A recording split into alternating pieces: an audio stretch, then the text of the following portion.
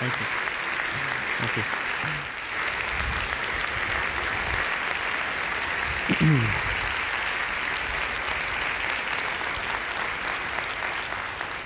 Good evening. I want you to turn to the person next to you. I want you to look him in the eye and introduce yourself as a genius. Let's begin.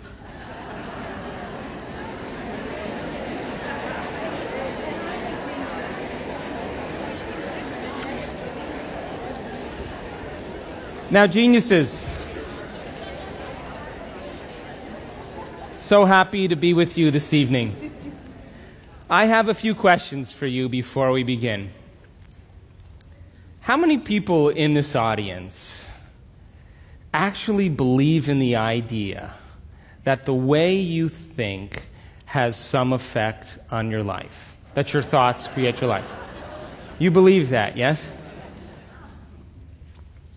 So how many people here actually woke up this morning and consciously created a future? You know, the biggest reason why people don't do it is because you don't really believe it's true. You see, if you knew on a gut level that it was absolutely true, would you ever miss a day? Come on. And would you ever let any thought slip by your awareness that you didn't want to experience? So your brain, according to neuroscience, is organized to reflect everything you know in your life. Your brain is a record of your environment. It's a record, an artifact of your past. So if you believe this, then does your environment control your thinking? Or does your thinking control your environment? So if you wake up in the morning and you get out of bed on the same exact side as you did the day before, you shut the alarm clock off with the same finger, you slip into your favorite slippers, you shuffle into the bathroom and you use the toilet like you always do, then you walk over to the mirror and you look at yourself to remember who you are. Then you get into the shower and you wash yourself in the same routine way. Then you groom yourself to look like everybody expects you to look. Then you go downstairs and you drink coffee out of your favorite mug. Then you drive to work the same way as you did the day before. You see the same people that push the same emotional buttons. You do the exact thing that you know how to do and you memorize and can do so well that you're an expert at. Then you hurry up and rush home so you can hurry up and check your emails, so you could hurry up and go to bed, so you can hurry up and do it all over again. Now, here's my question. Did your brain change at all that day? We could say that you were thinking the same thoughts, performing the same actions, that create the same experiences, that produce the same emotions, but secretly expecting something to change in your life. Would you agree? Yes. So then, as the environment turns on different circuits in your brain, you begin to think equal to your environment. As you see the same people and go to the same places and do the same things at the same time, it's the external environment that's turning on different circuits in your brain, causing you to think equal to everything that you know. And as long as you think equal to everything that's familiar or known to you, what do you keep creating more of? Same life. Now, the quantum law is still applying to you. You're just thinking equal to everything that you know, and you keep creating more of the same. To change, to truly change, is to think greater than your environment. And every great person in history knew this. Whether it was William Wallace or Mahatma Gandhi or Martin Luther King or Queen Elizabeth I or Joan of Arc, they all had a vision. They all had an idea. Couldn't see it, couldn't smell it, couldn't taste it, couldn't feel it, but it was alive in their mind. It was so alive in their mind that they began to live as if that reality was actually happening now. So can you believe in a future that you can't see or experience with your senses yet, but you've thought about enough times in your mind that your brain is literally changed to look like the event has already happened? Neuroscience says it's absolutely possible. Now, your personality creates your personal reality. That's it. It's that simple. And your personality is made up of how you think, how you act, and how you feel. So the present personality who's sitting here today, you, has created the present personal reality called your life. Would you agree? Would you also agree then, if you wanted to create a new personal reality, that on a fundamental level you would have to change the thoughts that you are thinking, the behaviors and habits that you're demonstrating, and the emotions that you've memorized that's become part of your identity? And most people try to create a new personal reality as the same personality, and it never works. We have to become somebody else.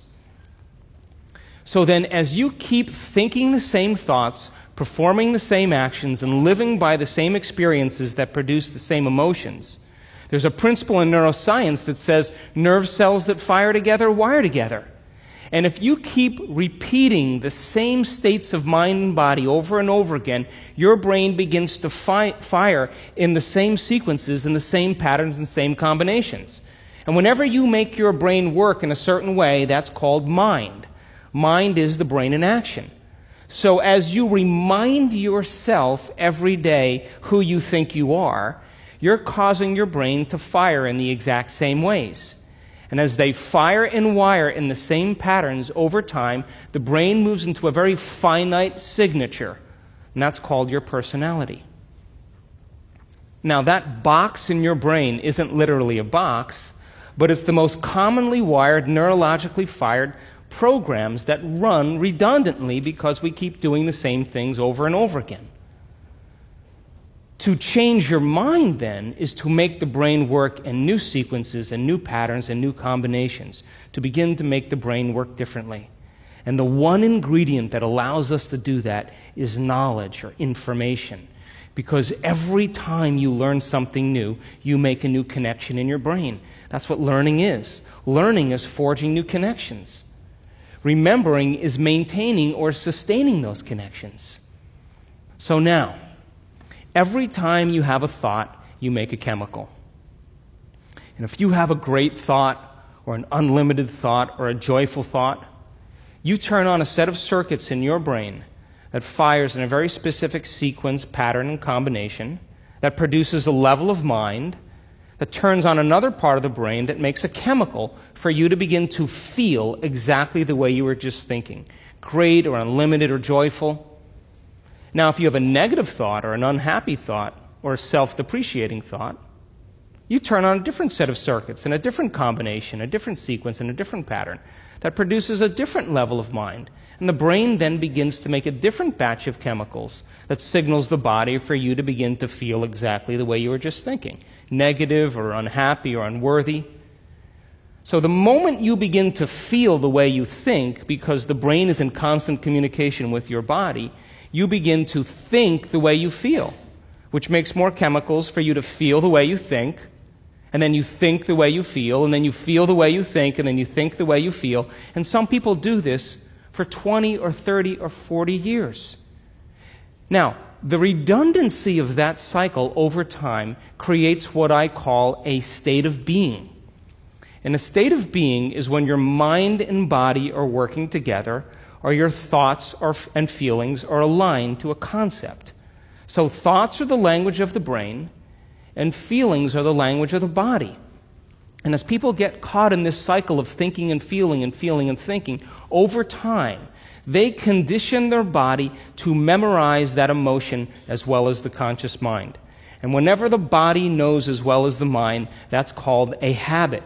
A habit is when your body is the mind. Now, 95% of who you are by the time you're 35 years old is a set of memorized behaviors, a set of emotional reactions, beliefs, perceptions, attitudes that run just like a computer program. So 5% of your conscious mind begins to work against 95% of what you've memorized. So the person wants to think positively, but they're feeling negatively. They want to create their dream board, and put up their future life, but they feel unworthy. That's mind and body in opposition. We have to recondition the body to a new mind. So how many people here know someone who's memorized suffering? Doesn't have to be you, it could be anybody. And you say to that person, hey, did you read the book I gave you? What do they say? No. Did you see the DVD I gave you? Oh, no. Hey, listen, we're going to go out to dinner. We're going to go see some stand-up comedy. We're going to go for a walk along the water. You want to come? No. What are they saying? I'm insisting on this neurochemical order that no person, no thing, no experience can move us from it. And we have these three brains to allow us to move into a new state of being.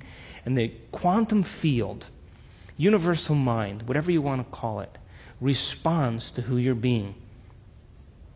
Not what you're thinking, not what you're feeling, but the combination of how you're thinking and how you're feeling, called a state of being. Now, most people wait for what? Crisis or trauma or disease or loss or diagnosis to really want to change. They wait to the point where the ego is brought to such a low level that they cannot go on business as usual any longer. That's when we begin to look at how we're thinking or what we believe or how we act or our attitude or what emotions we're living by. And my message is, why wait? We can learn and change in a state of pain and suffering, which tends to be the human model, or we can learn and change in a state of joy and inspiration. Now, you want to learn the hardest part about all of this? You ready? The hardest part of all of this, the hardest part of all of this is making the time to do it. That's it. That's it. Making time for your precious self.